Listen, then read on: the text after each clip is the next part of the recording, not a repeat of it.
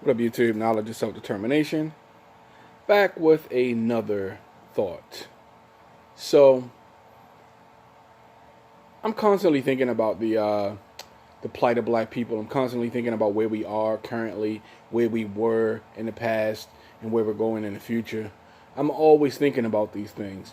And most of the things that I do is are geared towards trying to build a better future, or at least preparing myself for the war, or rather staying ready so that I don't have to get ready, and doing the same thing with the youth, whether they're my kids or anybody else's. And I think that is important. That is the purpose of the older generations. The purpose of the older generations is to take all the lessons that they learned from their lives, all the mistakes that they have made, and to pass that knowledge down to the youth so that they can be informed, so that they can avoid the same pitfalls. Now, not everybody is going to avoid those pitfalls, but the impact won't be as severe, and it won't necessarily be the same pitfall. You dig what I'm saying? For instance, I did a video where I showed you guys some of my family history that dated before the Civil War. I have relatives that fought in the Civil War. I have relatives who, after the Civil War, became sharecroppers.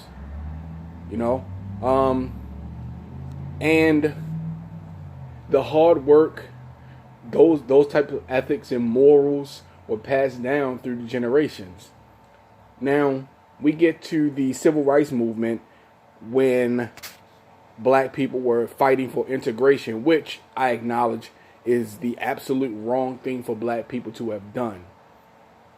We didn't need social integration. We needed economic integration. And we still do. Now, the individuals, most of the individuals who led the charge in the 50s, 60s, and a portion of the 70s were the children of individuals who came out of, that older era, that Reconstructionist era, that early 20th century era, that pre-World War I era. A lot of them were the children of these individuals. Now, we had these opposing forces within the black community. We had the Black Power movement, which was more or less, correct me if I'm wrong, was more or less led by the Black Panthers. We had the Civil Rights movement, which was more or less spearheaded by Martin Luther King and the likes of himself. I'm not saying that he was the only person, because he wasn't, but he was very instrumental in that movement. These were two almost diametrically opposed positions. Now, the portion that, now understand, I do understand that Martin Luther King was talked into the nonviolent integrationist movement. He was talked into that because he wasn't so foolish just to think that he could just sweet talk white people and there'd be no violence. And he committed to it, dedicated himself to it, and died because of it. And what we get after that, after all these movements crumbled, we get our people willing to sell out everything that we owned to have a seat at the table next to white people, or so we thought. Not even have a seat at the table next to them, but to be able to eat in the same space as them. We sold everything. We gave it all away. We gave it all away. And that was one of the things that the Black Power movement was fighting against and speaking about. Even if they didn't directly say it, these were some of the things that we should have been juxtaposed to. See, the lessons that were learned from a large portion of our people were to keep your head down, be quiet, don't say this, don't do that, just go along to get along, and yada yabba yabba yabba. You know what I'm saying? which is why we get the nonviolent civil rights integrationist movement. Now, the quote unquote black leadership, our black politicians that have been in office for decades, you know, like the John Lewis's, the Elijah Cummings, and these individuals. A lot of these individuals were people who I would say most likely, first and foremost, they have failed us. The generation before me and the generation before them failed my generation. They didn't teach us a fucking thing. A lot of them didn't teach us anything.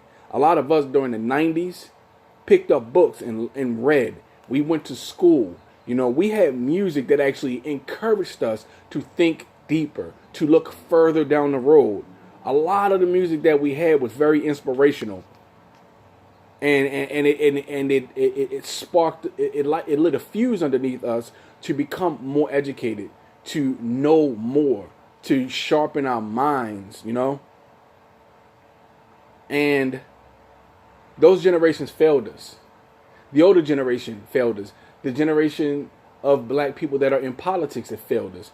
And as you can see, they're ushering in a new generation of politicians who are, most of them, immigrants. Most of them are mixed race.